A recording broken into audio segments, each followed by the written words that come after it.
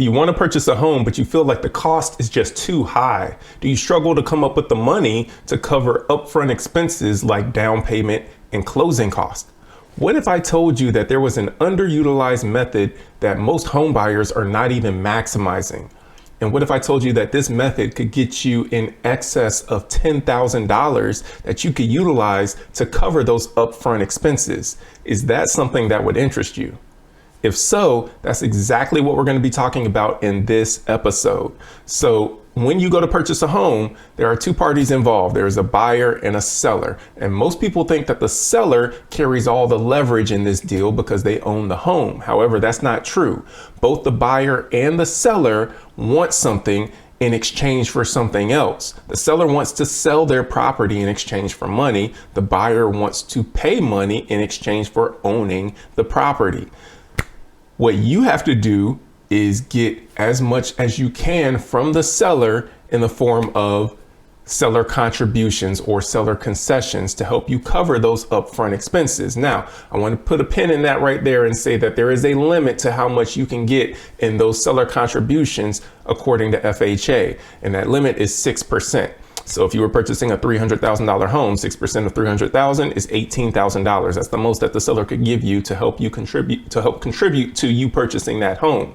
If you wanted to purchase a $400,000 home, 6% of that $400,000 is $24,000, and that's the most that the seller could give you to help you cover those upfront expenses of purchasing that home. Another caveat: when the money that the seller gives you to help you purchase the home cannot be utilized for your down payment.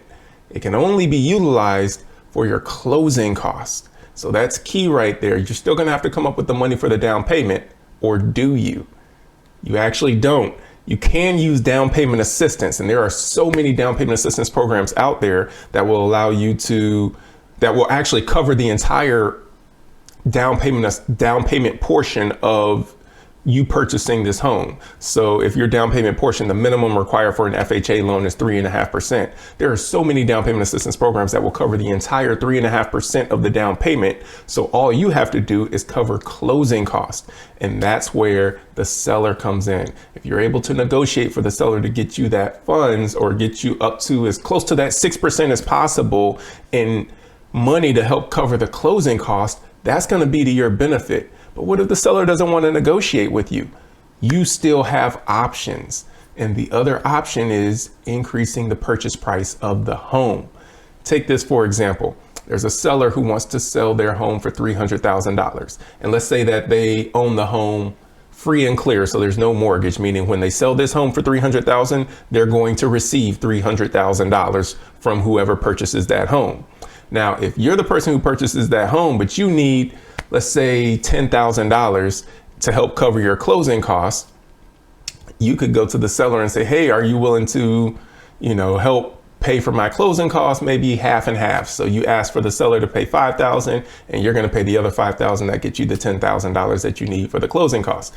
So the seller says, no, I want my whole $300,000. I don't want to walk away with $295,000, because that's what ends up happening is when you ask the seller for money to help you cover closing costs, that's coming out of the seller's pocket. Meaning if the seller was going to get $300,000 for selling their home and they give you $10,000, now they're going to get $290,000. So they're giving you $10,000. Now that's not a completely bad deal for the seller, because again, the seller wants to sell their home. So it's a give and take. In order to sell their home, they may have to give a little bit in order to get it sold, particularly if it's not a property that's well sought after.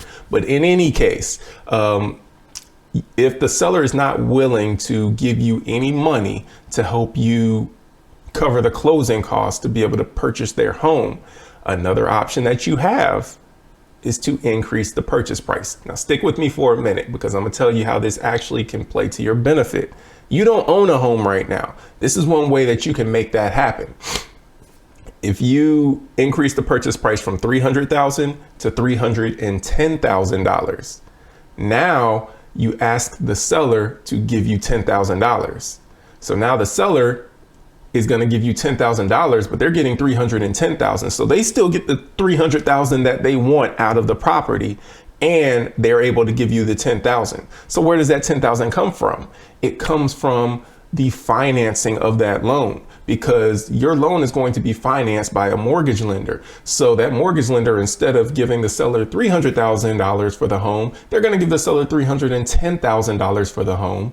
And that seller is going to give you $10,000 back to help purchase their home. The seller still gets what they want, which is $300,000, and you get what you need, which is $10,000 to help cover your closing costs. And this is one way that a lot of people are not even using, which can help you get the upfront cost that you need to be able to purchase a home. And you can get way more than $10,000, because again, it's 6% of the purchase price of the home. So for that $300,000, if you needed $18,000, you could increase the purchase price up $18,000. Now, there's a caveat that I do want to mention.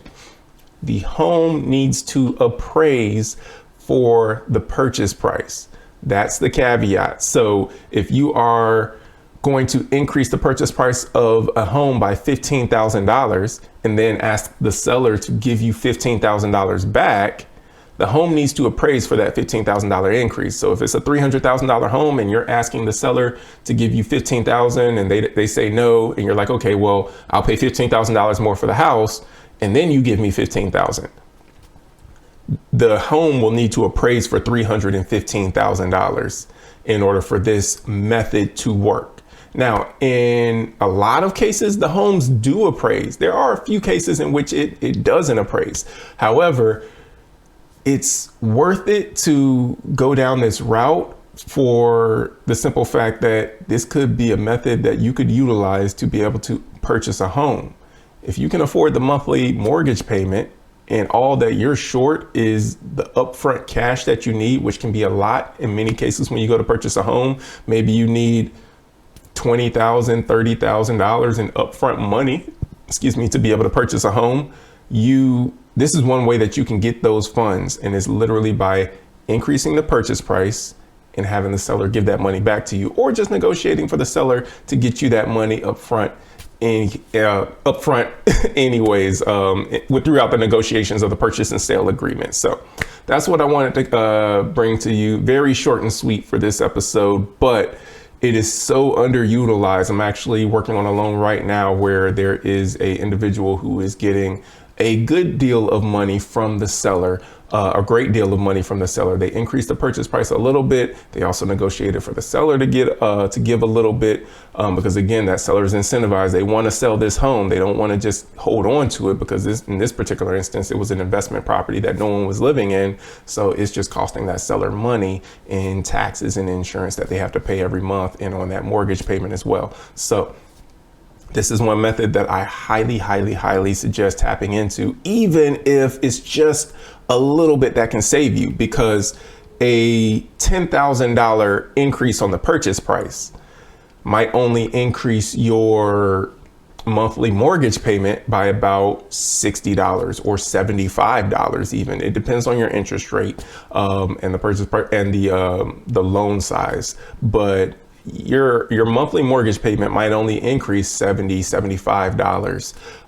But you now have the money you need to be able to close on that home. So if you, rather than coming to the closing table with $10,000 or $15,000 that you would need to be able to purchase a home, if you're able to just get $10,000 by increasing the purchase price or negotiating for the seller to help offset some of that cost, that can help you become a homeowner, get into that home that you're wanting to purchase, and start building that generational wealth, start building that equity that's really going to set you up to be where you want to be in the future. So that's what I have for you. Thank you for taking the time to tune in. Make sure you tune in on Tuesdays as well. Home finance hacks. I really get into some good stuff that is going to save you thousands and tens of thousands of dollars when it comes to you purchasing a home. So make sure you tune in on Tuesdays to Home Finance Hacks. That's Tuesdays at 7 p.m. And check the description below, because if you need help with your credit, I have a full service option to help you repair your credit